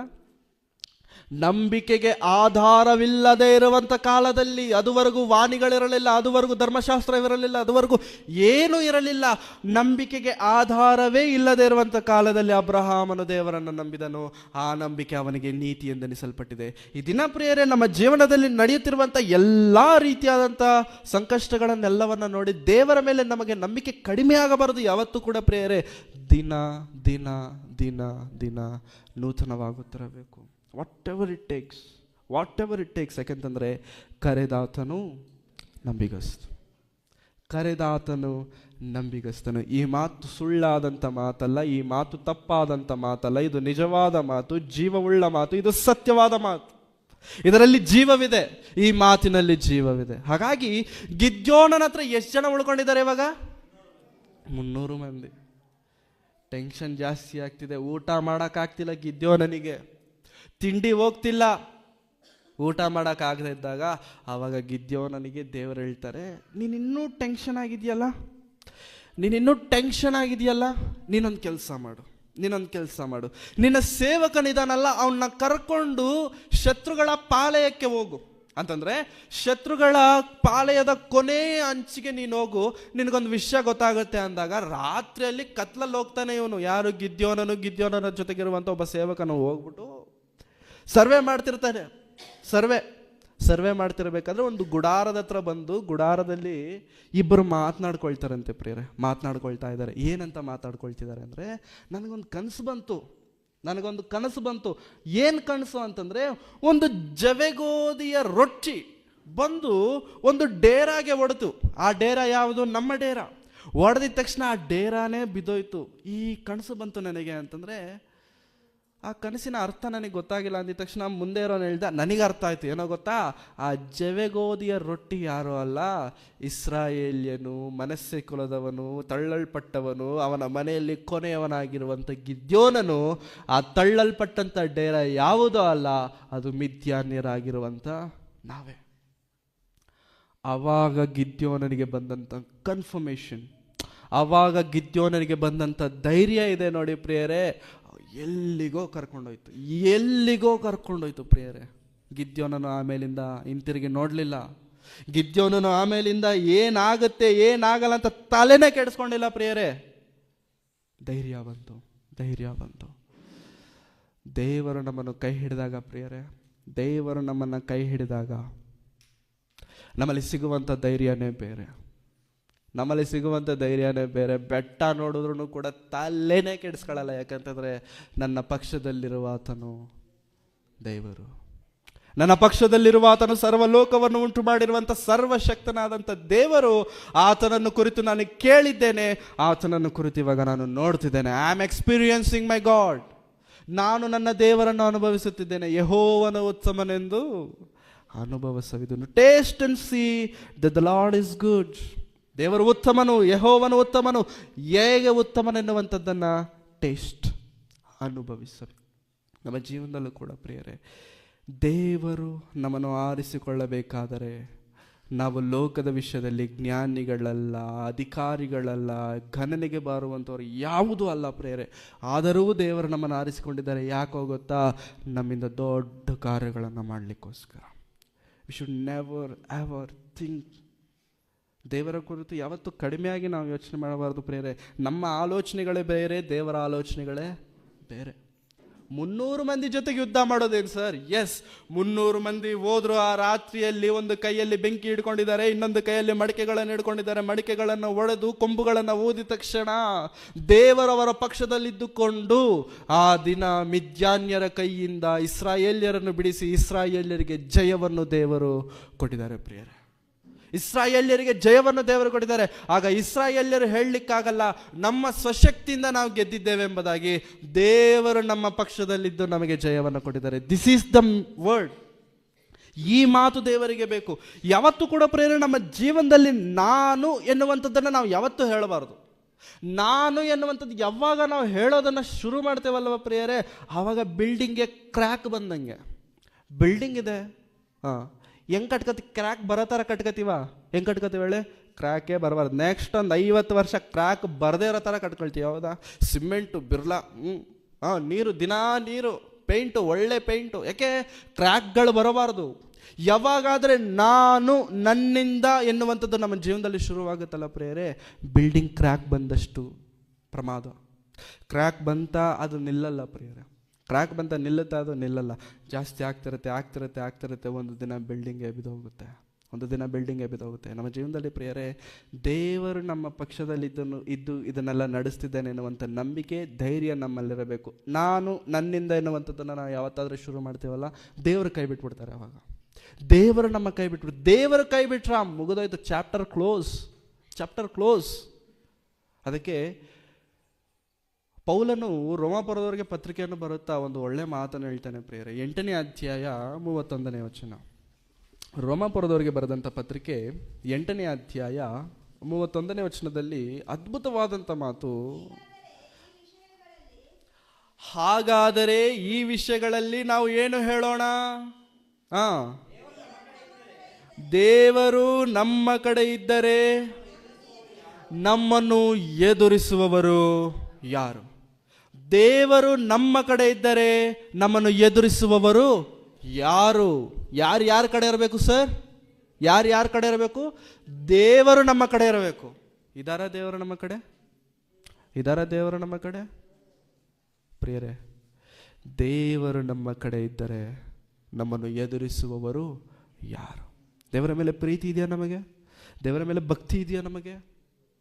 ದೇವರ ಮೇಲೆ ಭಕ್ತಿ ಇದೆಯಾ ಪ್ರಿಯರೇ? ನಿಜವಾಗ್ಲೂ ದೇವರನ್ನು ಪ್ರೀತಿಸುವವರಾದರೆ, ದೇವರ ಮೇಲೆ ಭಕ್ತಿಯನ್ನು ತೋರಿಸುವುದಾದರೆ ಪ್ರಿಯರೇ, ದೇವರು ನಮ್ಮ ಆಲೋಚನೆಗಳಿಗಿಂತ ಮಿಗಿಲಾಗಿ ನಮ್ಮನ್ನು ಉಪಯೋಗಿಸಿಕೊಳ್ಳೋದಕ್ಕೆ ಶಕ್ತನಾಗಿದ್ದಾನೆ. ನಮ್ಮ ಜ್ಞಾನವಲ್ಲ, ನಮ್ಮ ತಲಾಂತಲ್ಲ, ನಮ್ಮ ತಿಳುವಳಿಕೆ ಅಲ್ಲ, ನಮ್ಮ ಅಧಿಕಾರವಲ್ಲ, ಏನೂ ಅಲ್ಲ. Everything is god. ಯಾವಾಗಲೂ ಕೂಡ ಪ್ರಿಯರೇ, ನಮ್ಮ ಅಹಂಕಾರವನ್ನು ದೇವರ ಹತ್ರ ತಗ್ಗಿಸಬೇಕು. ನಮ್ಮ ಯಾವುದಾದ್ರೆ ಈ ಎಬಿಲಿಟಿ ಅಂತ ನಾವು ಅಂದುಕೊಳ್ತೀವಲ್ಲ ಪ್ರೇ, ಆ ಎಬಿಲಿಟಿನ ದೇವರ ಹತ್ರ ನಾವು ತಗ್ಗಿಸಿಕೊಳ್ಬಿಡ್ಬೇಕು. ದೇವರೇ, I am not anything, you are everything. ನಾನು ಏನೂ ಅಲ್ಲ, ನೀನೇ ಎಲ್ಲ ಆಗಿದೆ ಎಂಬುದಾಗಿ ದೇವರಿಗೆ ನಮ್ಮನ್ನು ನಾವು ಸರೆಂಡರ್ ಮಾಡ್ಕೊಂಡ್ವಿ ಅಂತ ಅಂದ್ಕೊಳ್ಳಿ ಪ್ರಿಯರೇ, ಅದ್ಭುತಗಳು ನಮ್ಮ ಜೀವನದಲ್ಲಿ ಕಾಣಲಿಕ್ಕೆ ಸಾಧ್ಯವಾಗುತ್ತೆ. ಅದ್ಭುತಗಳು, ಮಿರಾಕಲ್ಸ್ ಅಂದರೆ ಮ್ಯಾಜಿಕ್ ಅಲ್ಲ. ಮ್ಯಾಜಿಕ್ ಬೇರೆ, ಮಿರಾಕಲ್ ಬೇರೆ. ಮ್ಯಾಜಿಕ್ ಅಂತಂದರೆ ಇರೋದನ್ನೇ ತೋರಿಸೋದು, ಮಿರಾಕಲ್ ಅಂತಂದರೆ ಇಲ್ಲದೇ ಇರುವಂಥದ್ದನ್ನು ಇರುವ ಹಾಗೆ ಮಾಡುವಂಥದ್ದು. ದೇವರ ಮಿರಾಕಲ್ಸ್ ನಾವು ನೋಡಬೇಕಾ? ದೇವರನ್ನು ನಂಬಬೇಕು. ಹೇಗೆ ದೇವರನ್ನು ನಂಬಬೇಕು ಅಂತಂದರೆ, ಒಂದು ಕುರುಡನು ದಾರಿ ತೋರಿಸುವವನ ಮೇಲೆ ಹೇಗಾದರೆ ನಂಬಿಕೆ ಇಡ್ತಾನೋ ಆ ಲೆವೆಲ್ಗೆ ನಾವು ನಂಬಬೇಕು. ಒಂದು ಕುರುಡ ರೋಡ್ ದಾಟಬೇಕಾದ್ರೆ ಕಣ್ಣಿರೋವನ್ನ ಹಿಡ್ಕೊಂಡು ದಾಟ್ತಾನೆ, ಹೌದಾ?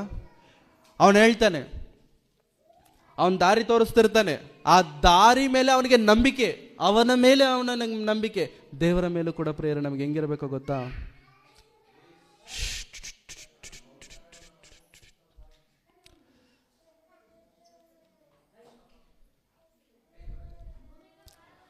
ದೇವರ ಮೇಲೆ ನಮಗೆ ದೃಢ ನಂಬಿಕೆ ಇರಬೇಕು ಪ್ರೇರೆ.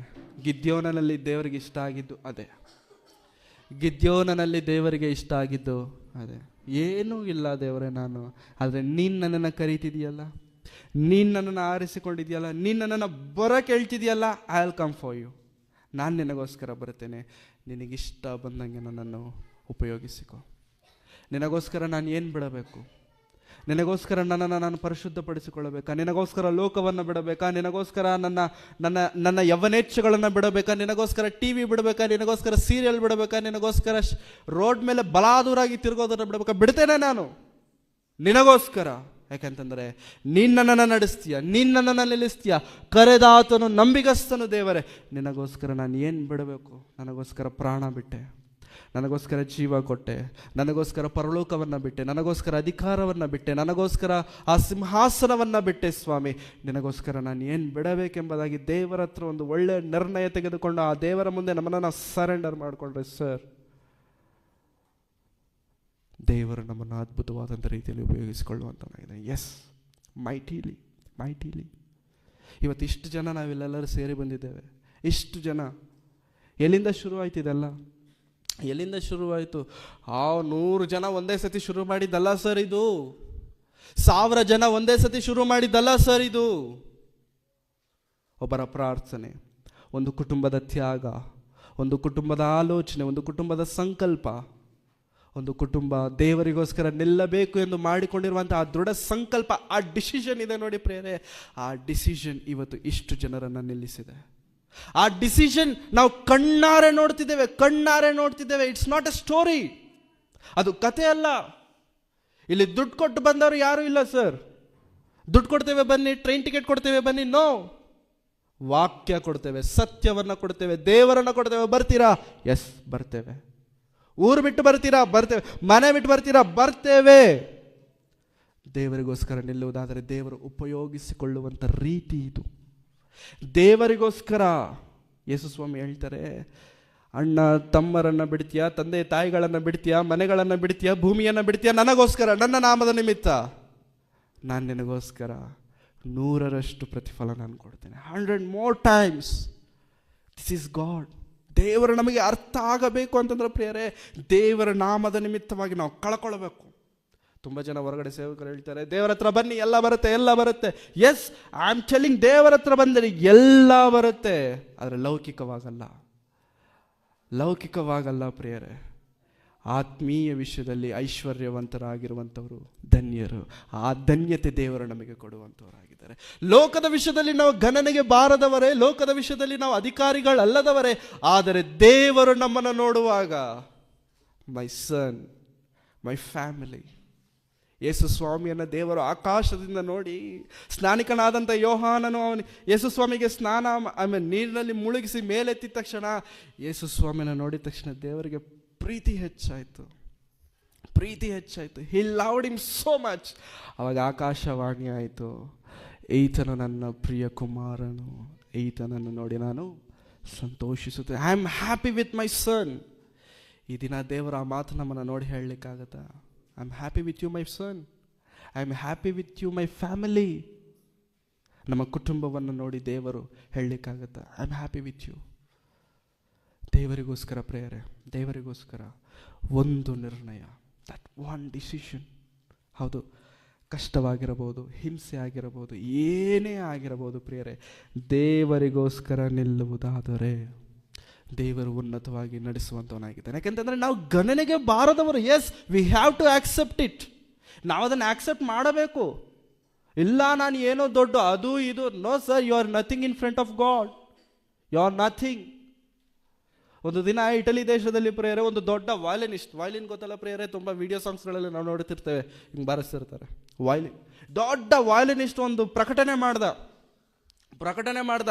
ಒಂದು ರೇರ್ ವಯಲಿನ್ ನನ್ನ ಹತ್ರ ಇದೆ ಅಂತಂದರೆ, ಒಂದು ಸ್ಪೆಷಲ್ ವಯಲಿನ್ ನನ್ನ ಹತ್ರ ಇದೆ, ಅದನ್ನು ನಾನು ಇಂಥ ಡೇಟಲ್ಲಿ ಇಂಥ ಆಡಿಟೋರಿಯಮಲ್ಲಿ ನಾನು ಪ್ಲೇ ಮಾಡ್ತಿದ್ದೇನೆ ಅಂತ. ಇಂಥ ಡೇಟಲ್ಲಿ ಇಂಥ ಆಡಿಟೋರಿಯಮಲ್ಲಿ ನಾನು ಪ್ಲೇ ಮಾಡ್ತಿದ್ದೇನೆ ಅಂತ ಹೇಳಿದ ತಕ್ಷಣ ದೇಶ ಆಸೆಯಿಂದ ಕಾಯ್ಕೊಂಡಿತ್ತು ನೋಡೋಕ್ಕೆ ಆ ಇವೆಂಟ್ನ. ತುಂಬ ಲಕ್ಷಾಂತರ ಜನ ಬಂದರು ಆಡಿಟೋರಿಯಂಗೆ, ಆ ಪ್ಲೇಸ್ಗೆ ನೋಡಬೇಕು. ರೇರೆಸ್ಟ್ ವಯಲಿನ್ ಅಂತೆ, ಅದನ್ನು ಯೂಸ್ ಮಾಡ್ತಿರುವಂಥವ್ರು ಯಾರು? One of the finest violinist in the country ಅಂತೇಳಿ ಎಲ್ಲರೂ ಲಕ್ಷಾಂತರ ಜನ ಹೋಗಿದ್ದಾರೆ. ಶುರುವಾಯಿತು. ವಯಲಿನ್ ಪ್ಲೇ ಮಾಡೋದನ್ನು ಸ್ಟಾರ್ಟ್ ಮಾಡ್ದ. ಆ ವಯಲಿನ್ ಪ್ಲೇ ಮಾಡ್ತಿದ್ರೆ ತುಂಬ ಜನ ಅಳ್ತಾ ಇದ್ದಾರೆ, ತುಂಬ ಜನ ದುಃಖದಿಂದ ಇದ್ದಾರೆ. ಯಾಕೆಂತಂದರೆ ಆ ಮ್ಯೂಸಿಕ್ ಇರುವಂಥ ಶಕ್ತಿ ಅಂಥದ್ದೇ. ತುಂಬ ಜನ ಅಳ್ತಾ ಇದ್ದಾರೆ, ದುಃಖ ಪಡ್ತಿದ್ದಾರೆ. ಎಲ್ಲ ಮ್ಯೂಸಿಕ್ ಎಲ್ಲ ಪ್ಲೇ ಮಾಡಿದ್ಮೇಲೆ ಆ ವಯಲಿನಿಸ್ಟ್ ಏನು ಮಾಡ್ದಾಗ ಗೊತ್ತಾ? ಆ ವಯಲಿನ್ ತಗೊಂಡು ನೆಲಕ್ಕೆ ಬಡ್ದು ಹೊಡೆದಾಕ್ಬಿಟ್ಟ. ಶಾಕ್, ಎಲ್ಲರೂ ಶಾಕ್. ಇಷ್ಟು ರೇರೆಸ್ಟ್ ಫೈನೆಸ್ಟ್ ವಯಲಿನ ಯಾಕಪ್ಪ ಹೊಡೆದ್ರೆ ಅಂತಂದರೆ, ಆವಾಗ ನಂತರ ಮೈಕ್ ಹತ್ರ ಬಂದು ಹಿಂಗೆ ಹೇಳ್ತಾನೆ, ಇಷ್ಟೊತ್ತು ನಾನು ಪ್ಲೇ ಮಾಡಿದಂಥ violin one of the costliest, rarest, finest violin ಅಂತ ನೀವು ಅಂದ್ಕೊಂಡ್ರಲ್ಲ, ನೋ. ಈಗ ರೋಡಲ್ಲಿ ಬರ್ತಾ ಪಕ್ಕದ ರೋಡಲ್ಲೇ ತಗೊಂಡು ಬಂದೆ. ಬರ್ತಾ ಪಕ್ಕದ ಅಂಗಡಿಯಲ್ಲಿ ತಗೊಂಡು ಬಂದೆ. ದಟ್ ಮೀನ್ಸ್ ವಯಲಿನಲ್ಲಿ ಏನಿರೋದಿಲ್ಲ, ವಾಲ್ಯೂನಲ್ಲಿ ಏನಿರೋದಿಲ್ಲ, ಅದನ್ನು ಯೂಸ್ ಮಾಡೋನಲ್ಲೇ ಇರುತ್ತೆ. ಯಾರು ಹೆಂಗೆ ಯೂಸ್ ಮಾಡ್ತಾರೋ ಹಂಗೆ ಯೂಸ್ ಮಾಡಬೇಕು. ನನಗೆ ಹಾಡಾಡೋಕ್ಕೆ ಬರಲ್ಲ, ನಾನು ಹಾಡಾಡ್ತೀನಿ ಅಂತ ಇಲ್ಲಿ ನಿಂತ್ಕೊಂಡೆ ಅಂತ ಅಂದ್ಕೊಳ್ಳಿ, ನೀವು ಯಾರೂ ಇರಲ್ಲ. ಬರದೇ ಇರೋದನ್ನು ಮಾಡೋದಕ್ಕೆ ಹೋಗಬಾರ್ದು. ನನಗೆ ಮ್ಯೂಸಿಕ್ ಬಾರಿಸೋದು ಬರಲ್ಲ, ನಾನು ಮ್ಯೂಸಿಕ್ ಹೊಡಿತೀನಿ ಅಂತಂದರೆ ಅದು ಬರಲ್ಲ. ಹೌದಾ? ಯಾರು ಯಾವುದನ್ನು ಹೆಂಗೆ ಯೂಸ್ ಮಾಡಬೇಕು ಹಂಗೆ ಯೂಸ್ ಮಾಡಿದ್ರೇ ಅದಕ್ಕೆ ವ್ಯಾಲ್ಯೂ. ನಮ್ಮನ್ನು ಯೂಸ್ ಮಾಡುವಂಥವ್ರು ಯಾರೋ ಗೊತ್ತಾ? ದೇವರು. ಹೆಂಗೆ ಯೂಸ್ ಮಾಡ್ತಾರೆ? He knows how to use. ದೇವರಿಗೆ ಗೊತ್ತು ಹೆಂಗೆ ಯೂಸ್ ಮಾಡಬೇಕು ಅಂತ. ನಮ್ಮ ಜೀವನವೇ ದೇವರ ಕೈಗಿದೆ ಪ್ರಿಯರೇ. ಆತನಿಗೆ ಗೊತ್ತು ನಮ್ಮನ್ನು ಹೇಗೆ ಉಪಯೋಗಿಸಿಕೊಳ್ಳಬೇಕೆಂಬುದಾಗಿ. ಬಟ್ ಸ್ಟಿಲ್ ನಾವು ಒಂದು ಕೆಲಸ ಮಾಡಬೇಕು. Surrender yourself. Surrender yourself. ದೇವರ ಮುಂದೆ ನಮ್ಮನ್ನು ನಾವು ತಗ್ಗಿಸಿಕೊಳ್ಳುವುದಾದರೆ God is going to use you like anything anything anything. ಒಂದು ದಿನ ಪ್ರಿಯರೇ, ಒಂದು ಶಿಲ್ಪಿ, ದೊಡ್ಡ ಹೆಸರು ಅವ್ರದ್ದು, ದೊಡ್ಡ ಹೆಸರು, ಒಂದು ಶಿಲ್ಪಿ, ಅವರ ಹೆಸರನ್ನು ಹೇಳ್ತೇನೆ, ಮೈಕೆಲ್ ಆಂಜಲೋ ಎಂಬುದಾಗಿ ಒಂದು ದೊಡ್ಡ ಶಿಲ್ಪಿ. ಆ ಶಿಲ್ಪಿ ರೋಡಲ್ಲಿ ಹೋಗ್ಬೇಕಾದ್ರೆ ಒಂದು ಬಂಡೆ ಕಾಣಿಸ್ತು. ಆ ಬಂಡೆನ ನೋಡ್ತಾ ಇದ್ದಾನೆ 2 ದಿನದಿಂದ. ನೋಡ್ತಾ ಇದ್ದಾನೆ, ಬಂದಾಗ ನೋಡ್ತಾನೆ, ಹೋಗ್ದಾಗ ನೋಡ್ತಾನೆ ಇದ್ದಾನೆ. 3ನೇ ದಿನ ಕೆಲಸದವ್ರನ್ನ ಕರೆಸ್ಬಿಟ್ಟು ಬಂಡೆನ ಮನೆಗೆ ತೊಗೊಂಡೋಗು ಅಂತ ಹೇಳ್ದ. ಕೆಲಸದವ್ರಿಗೆ ನಕ್ಕೊಂಡ್ರು ಸ್ವಲ್ಪ ಹೊತ್ತು. ಬಂಡೆನ ಮನೆಗೆ ತೊಗೊಂಡೋಗಿ ಹೇಳ್ತೀನಿ, ಬುದ್ಧಿ ಇದೆಯಾ ಅಂತ. ಬಂಡೆನ ಮನೆಗೆ ತೊಗೊಂಡೋಗ್ಬಿಟ್ಟು ಮನೇಲಿ ಬಿಸಾಕಿದ್ರು. ಮನೇಲಿ ಬಿಸಾಕಿದ್ಮೇಲೆ ಆ ಬಂಡೆ ಮುಂದೆ ಚೇರ್ ಹಾಕೊಂಡ 3 ದಿನ ಕೂತವನೆ. ಏನು ಮಾಡಬೇಕು ಈ ಬಂಡೆನ ಇವಾಗ ಅಂತ, ಏನು ಮಾಡಬೇಕು ಅಂತ ಯೋಚನೆ ಮಾಡಿ ಕೈಗೆ ಸುತ್ತಿ ತಗೊಂಡ, ಕೈಗೆ ಉಳಿ ತಗೊಂಡು ಕಾರ್ವ್ ಮಾಡೋದನ್ನು ಶುರು ಮಾಡ್ದೆ, ಕೆತ್ತೋದನ್ನು ಶುರು ಮಾಡ್ದೆ. ಕೆತ್ತಿ ಒಂದು ಶಿಲ್ಪವನ್ನು ಮಾಡಿದ್ದಾನೆ, ಒಂದು ಸ್ಟ್ಯಾಚ್ಯೂನ ಮಾಡಿದ್ದಾನೆ. ಆ ಸ್ಟ್ಯಾಚ್ಯೂ ಚರಿತ್ರೆಯಲ್ಲಿ ಇವತ್ತಿಗೆ ಇರುವಂಥ one of the valuable statue. ಎಲ್ಲಿಂದ ಬಂತಪ್ಪ ಅದು? ಬಂಡೆಯಿಂದ. ಆಕಾರ ಇತ್ತ ಅದಕ್ಕೆ? ಇಲ್ಲ. ಆಕಾರ ಇಲ್ಲದೆ ಇರುವುದಕ್ಕೆ ಆಕಾರವನ್ನು ಕೊಟ್ಟವನು ಶಿಲ್ಪಿ. ನಮ್ಮ ಜೀವನಕ್ಕೆ ಅರ್ಥವೇ ಇಲ್ಲ, ಅರ್ಥವಿಲ್ಲದೆ ಇರುವಂಥ ಜೀವನಕ್ಕೆ ಪರಮಾರ್ಥವನ್ನು ಕೊಟ್ಟು ಪರಲೋಕವನ್ನು ಸೇರಿಸುವ ಆತನೇ ದೇವರು. ವಾಕ್ಯ, ನಿನ್ನ ವಾಕ್ಯವೇ ಸತ್ಯ. ಹಾಗಾಗಿ ಪ್ರಿಯರೇ, ದೇವರ ಮುಂದೆ ಈ ದಿನ ನಮ್ಮನ್ನು ನಾವು ಸಮರ್ಪಿಸಿಕೊಳ್ಳುವುದಾದರೆ, ನಮ್ಮನ್ನು ನಾವು ದೇವರ ಮುಂದೆ ನಮ್ಮ ನಮ್ಮ ನಮ್ಮ ನಮ್ಮ ಶಿರಸ್ಸುಗಳನ್ನು ತಗ್ಗಿಸುವುದಾದರೆ ಪ್ರಿಯರೇ, ಗಿದ್ಯೋನನನ್ನು ದೇವರು ಯೂಸ್ ಮಾಡಿಕೊಂಡ ಹಾಗೆ God can use us very mightily. ಯಾಕೆಂತಂದರೆ ಸೇವೆ ಅಂತಂದರೆ ಒಬ್ಬರು ನಿಂತ್ಕೊಂಡು ಮಾಡುವಂಥದ್ದು ಸೇವೆ ಅಲ್ಲ, ಒಬ್ಬರೇ ಮಾಡುವಂಥದ್ದು ಸೇವೆನಾ ಅಲ್ಲ. ಇವಾಗ ಇಷ್ಟು ಜನ ಎಲ್ಲ ಬಂದಿದ್ದೀರಾ, ಇಷ್ಟು ಜನಕ್ಕೆ ಅಡುಗೆ ಮಾಡಬೇಕು, ಇಷ್ಟು ಜನಕ್ಕೆ ವಾಶ್ರೂಮ್ ಕ್ಲೀನ್ ಮಾಡಬೇಕು, ನೀರು ತುಂಬಿಸ್ಬೇಕು, ಕ್ಲೀನ್ ಮಾಡಬೇಕು, ಅದು ಮಾಡಬೇಕು, ಇದು ಮಾಡಬೇಕು. ಒಬ್ಬರೇ ಮಾಡ್ತಾರೆ ಇದೆಲ್ಲ? ಒಬ್ಬರೇ ಮಾಡ್ತಾರೆ? ನೋ. ತುಂಬ ಜನ ಮಾಡಿದ್ರೇನೆ ಸೇವೆ. ದೇವರು ಕೂಡ ಪ್ರಿಯರೇ ನಮ್ಮನ್ನೆಲ್ಲರನ್ನ ಸೇವೆಯಲ್ಲಿ ಜೋಡಿಸುತ್ತಿದ್ದಾರೆ. ಜೋಡಿಸಬೇಕು ಅಂತಂದರೆ ಮೊದಲು ನಮ್ಮನ್ನು ನಾವು ಡಿಸೈಡ್ ಮಾಡ್ಕೊಳ್ಬೇಕು. ದೇವರೇ, ನಾನು ನಿನಗೋಸ್ಕರ ನಿಲ್ತೇನೆ, ನಾನು ನಿನಗೋಸ್ಕರ ಉಪಯೋಗ ಪಡ್ತೇನೆ, ಲೋಕವನ್ನು ಬಿಡ್ತೇನೆ, ಲೋಕದಾಸೆಗಳನ್ನು ಬಿಡ್ತೇನೆ, ಶರೀರಾಸೆಗಳನ್ನು ಬಿಡ್ತೇನೆ. ನಾವು ಯಾವುದನ್ನು ಬಿಡೋದಕ್ಕೆ ರೆಡಿ ಆಗಿದ್ದೇವೆ? ನೀನು ಏನಾದರೂ ಹೇಳು, ನಾನು ಇದನ್ನು ಮಾತ್ರ ಬಿಡಲ್ಲ. ಏನದು? ಕುಡಿಯೋದು ನಾನು ಬಿಡಲ್ಲ. ಕುಡಿಯೋದು ತುಂಬ ಜನ ಬೆಳಗ್ಗೆನೇ ಹೋಗ್ಬಿಡ್ತಾರೆ. ಯಾಕಪ್ಪ ಅಂತಂದರೆ ಬೆಳಿಗ್ಗೆ ಕುಡ್ದಿಲ್ಲ ಅಂತಂದರೆ ಮೈ ನಡುಗುತ್ತೆ ಅವ್ರಿಗೆ. ಬೆಳಗ್ಗೆ ಕುಡ್ದಿಲ್ಲ ಅಂತಂದ್ಕೊಳ್ಳಿ, ಮೈ ನಡುಗುತ್ತೆ. ಬಾಡಿ ಅಷ್ಟೊಂದು ಅಡಿಕ್ಟ್ ಆಗಿಬಿಟ್ಟಿದೆ. ಯಾಕಂದರೆ ಅವ್ರ ಬಾಡಿಯಲ್ಲಿ ಫ್ಲೋಟ್ ಆಗ್ತಿರುವಂಥದ್ದು ಬ್ಲಡ್ ಅಲ್ಲ, ಬ್ರ್ಯಾಂಡು. ಬಾಡಿಯಲ್ಲಿ ನಡೆದಾಡ್ತಿರುವಂಥದ್ದು ಬ್ಲಡ್ ಅಲ್ಲ, ಬ್ಲಡ್ ಯಾವತ್ತೋ ಒಣಗೋಗ್ಬಿಟ್ಟೈತೆ. ಏನು ನಡೀತೈತೆ? ಬೆಳಿಗ್ಗೆ ಹಾಕಬೇಕು, ಸಂಜೆ ಟೈಮ್, ಈ ಟೈಮ್ಗೆ ಟ್ಯಾಬ್ಲೆಟ್ ಹಾಕತ್ತೀವಲ್ಲ, ಬಿ ಪಿ ಶುಗರ್ ಇದ್ದರೆ ಬೆಳಗ್ಗೆ ಊಟಕ್ಕೆ ಮುಂಚೆ ಹಾಕೋಬೇಕು, ಊಟ ಆದಮೇಲೆ ಹಾಕೋಬೇಕಿರುತ್ತಲ್ಲ ಶೆಡ್ಯೂಲ್, ಈ ಥರ. ಬೆಳಿಗ್ಗೆ ಆಮೇಲೆ ಸಂಜೆ ಹಾಕಿಲ್ಲ ಅಂತಂದರೆ ಅವ್ರು ಇರೋಕ್ಕಾಗಲ್ಲ. ನೋ ಸರ್, ಆ ಲೆವೆಲ್ಗೆ ನಮ್ಮನ್ನು ನಾವು ಬೀಳಿಸ್ಕೊಳ್ಬಾರ್ದು. ಆ ಲೆವೆಲ್ಗೆ ನಾವು ಲೋಕದಲ್ಲಿ ಬೀಳಬಾರ್ದು. ಲೋಕವನ್ನು ನಾವು ಏನು ಮಾಡಬೇಕಂತ ವಾಕ್ಯ ಹೇಳುತ್ತೆ ಗೊತ್ತಾ? ಜಯಿಸಬೇಕು. Conquer the world. ಯಾಕೆಂತಂದರೆ ನಾನು ಲೋಕವನ್ನು ಜಯಿಸಿದ್ದೇನೆ, ನಿನ್ನ ರಕ್ಷಕನು, ನಿನ್ನ ವಿಮೋಚಕನು. I have conquered the world, you will also conquer the world. ದೇವರ ವಾಕ್ಯಕ್ಕಿರುವಂಥ ಶಕ್ತಿ ಅದೇ ಪ್ರಿಯರೇ. ಏನಿದೆ ವಾಕ್ಯದಲ್ಲಿ? ಏನಿದೆ ಬೈಬಲಲ್ಲಿ? ಏನಿದೆ ಸತ್ಯವೇದದಲ್ಲಿ? ಜೀವವಿದೆ, ಶಕ್ತಿ ಇದೆ, ಜ್ಞಾನವಿದೆ, ಬಲವಿದೆ, ಮನುಷ್ಯರ ಮನಸ್ಸುಗಳನ್ನು ಬದಲಾಯಿಸುವಷ್ಟು ಶ್ರೇಷ್ಠತೆ ಬೈಬಲಲ್ಲಿದೆ. ಆ ಬೈಬಲ್ಗೆ ನಾವು ಕೊಡ್ತಿರುವಂಥ ರೆಸ್ಪೆಕ್ಟ್ ಏನಿದೆ? ಈ ದಿನ ಪ್ರಿಯರೇ, ಗಿದ್ಯೋನನ ಜೀವನ ನಮಗೆ ಹೇಳ್ಕೊಡುವಂಥ ಗುಣಪಾಠವೇನೋ ಗೊತ್ತಾ? ನಿನ್ನ ಮುಂದೆ ಸಾವಿರಾರು ಜನ ನಿಲ್ಲಬೇಕಾಗಿಲ್ಲ, ನಿನ್ನ ಮುಂದೆ ದೇವರು ನಿಂತರೆ ಸಾಕು. ನಿನ್ನ ಮುಂದೆ ಲಕ್ಷಾಂತರ ಜನ ಇದ್ದು ಅಧಿಕಾರಿಗಳು ನಿಂತು ನಾನಿದ್ದೇನೆ ನಿನಗೋಸ್ಕರ ಅಂತ ಭರವಸೆ ಕೊಡಬೇಕಾಗಿಲ್ಲ, ದೇವರು ನಿಂತುಕೊಂಡು ಭುಜದ ಮೇಲೆ ಕೈ ಇಟ್ಟರೆ ಸಾಕು. ಪ್ರಪಂಚವನ್ನು ಗೆದ್ದು ದೇವರ ಬಳಿಗೆ ಹೋಗಬಹುದು.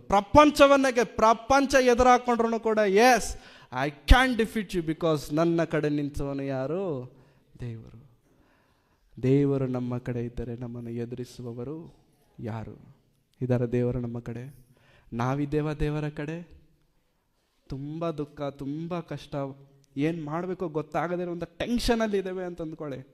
ಮನೇಲಿ ಮಗ ಫುಲ್ ಟೆನ್ಷನ್, ಏನು ಮಾಡಬೇಕು ಗೊತ್ತಾಗ್ತಿಲ್ಲ.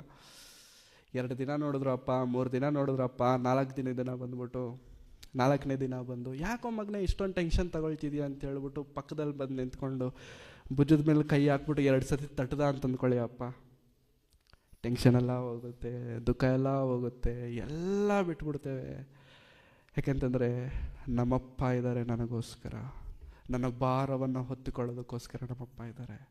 ಸೊ ಸರ್, ನಮ್ಮಪ್ಪನಿಗಿಂತ ಶ್ರೇಷ್ಠನು ನನ್ನ ದೇವರು, ಪರಲೋಕದ ತಂದೆ.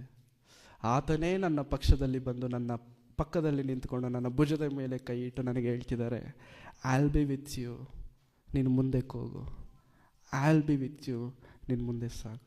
ಮತ್ತು ದೇವರು ನಮ್ಮ ಪಕ್ಷದಲ್ಲಿದ್ದು ಈ ದಿನ ಒಂದು ವೇಳೆ ದೇವರು ಆ ಮಾತು ನಮ್ಮ ಜೊತೆಗೆ ಹೇಳೋದಾದರೆ ಪ್ರೇರೆ, ದೇವರಿಗೋಸ್ಕರ ಆ ಒಂದು ಹೆಜ್ಜೆ ತೆಗೆದುಕೊಳ್ಳೋದಕ್ಕೆ ನಾವು ರೆಡಿಯಾಗಿದ್ದೇವೆ.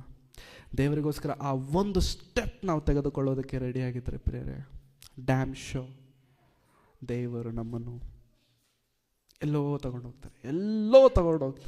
ತಗೊಂಡೋಗ್ತಾರೆ ಅಂತ ದೇವರ ಹತ್ರ ಬರಬಾರದು. ದೇವರೇ, ನೀನು ಎಲ್ಲಿಗೆ ತಗೊಂಡೋದ್ರೂ ಕೂಡ ನಿನ್ನ ಪಾದ ಸೇವೆ ಮಾತ್ರ ನಾನು ಬಿಡೋದಿಲ್ಲ, ನಿನ್ನ ಪಾದಗಳ ಬಳಿಯಲ್ಲೇ ನಾನು ಇರ್ತೇನೆ. ಹಾಗಾಗಿ ಪ್ರೇರೆ, ಗಿದ್ಯೋನನು ಯಾವ ಗಣನೆಗೆ ಬಾರದವನು, ಆದರೆ ಇವತ್ತು ನಾವು ಗಿದ್ಯೋನನ ಬಗ್ಗೆ ಮಾತನಾಡಿಕೊಳ್ತಿದ್ದೇವ.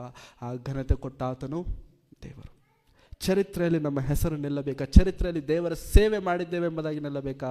ಆ ಘನತೆ ಕೇವಲ ದೇವರಿಗೆ ಮಾತ್ರ. ದೇವರಿಗೋಸ್ಕರ ಜೀವಿಸೋಣ, ದೇವರಿಗೆ ನಮ್ಮ ಹೃದಯಗಳನ್ನು, ನಮ್ಮ ಮನಸ್ಸುಗಳನ್ನು ಸಮರ್ಪಿಸೋಣ. ದೇವರು ತನ್ನ ಚಿತ್ತಕ್ಕೆ ಅನುಸಾರವಾಗಿ ಒಂದು ಶಿಲ್ಪಿಯಂತೆ ಹೇಗಾದರೆ ಅಂದುಕೊಳ್ತಾನೋ, ಹೇಗಾದರೆ ಕಾರ್ವ್ ಮಾಡಬೇಕಂತ ಅಂದುಕೊಳ್ತಾನೋ, ಆವಾಗ ದೇವರಿಗೆ ನಾವು ಆಪ್ಷನ್ ಕೊಡಬೇಕು. ಆವಾಗ ದೇವರು ನಮ್ಮನ್ನು ಅದ್ಭುತವಾದಂಥ ರೀತಿಯಲ್ಲಿ ಉಪಯೋಗಿಸ್ಕೊಳ್ಳೋದಕ್ಕೆ ಸಿದ್ಧನಾಗಿದ್ದಾನೆ. ದೇವರು ಸಿದ್ಧರಾಗಿದ್ದಾರೆ, ನಾವು ಸಿದ್ಧರಾಗಿದ್ದೇವೆ. Are we ready? If we are ready, if I am ready, God can do miracles with me. If you are ready, God can do miracles with you. Are you ready for God? ದೇವರಿಗೋಸ್ಕರ ಸಿದ್ಧರಾಗಿದ್ದೀರಾ?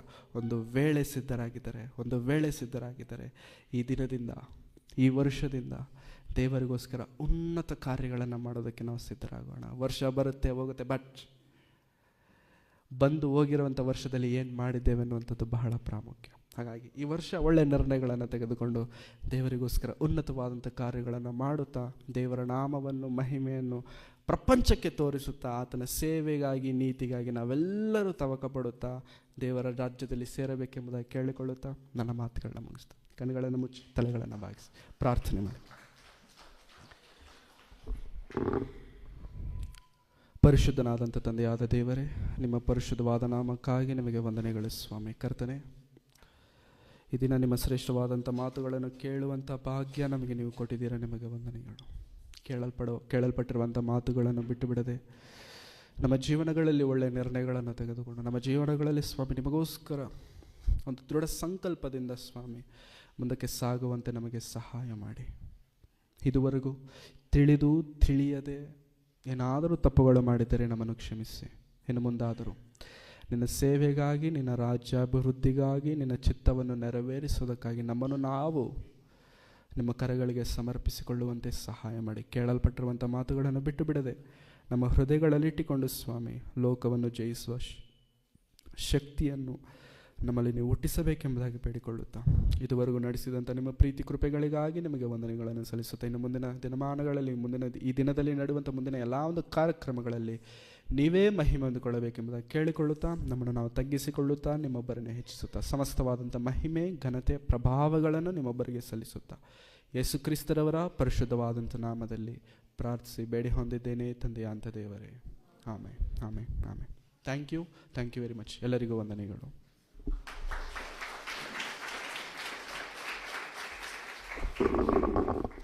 ಇದುವರೆಗೂ ಪ್ರಿಯರೇ ಉತ್ತಮವಾದ ವಾಕ್ಯದೊಂದಿಗೆ ನಮ್ಮನ್ನು ನಡೆಸಿದ್ದಕ್ಕಾಗಿ ವಿಲ್ಸಣ್ಣನವರಿಗೆ ಗಿದ್ಯೋನನ ಜೀವನ ಚರಿತ್ರೆ, ಹೇಗೆ ದೇವರು ನಮ್ಮ ಮಧ್ಯದಲ್ಲಿದ್ದರೆ ಹೇಗೆ ನಮ್ಮನ್ನು ಅವರು ಒಂದು ಉತ್ತಮ ಸ್ಥಿತಿಯಲ್ಲಿ ತರ್ತಾರೆ, ಅವರ ಉನ್ನತ ನಾಮವನ್ನು ಏರ್ಪಡಿಸ್ಕೊತಾರೆ ಅನ್ನೋದಾಗಿ ಅದರ ವಿಷಯ ಮೂಲಕವಾಗಿ ನಮ್ಮನ್ನು ಹುರಿದುಂಬಿಸಿದ್ದಾರೆ.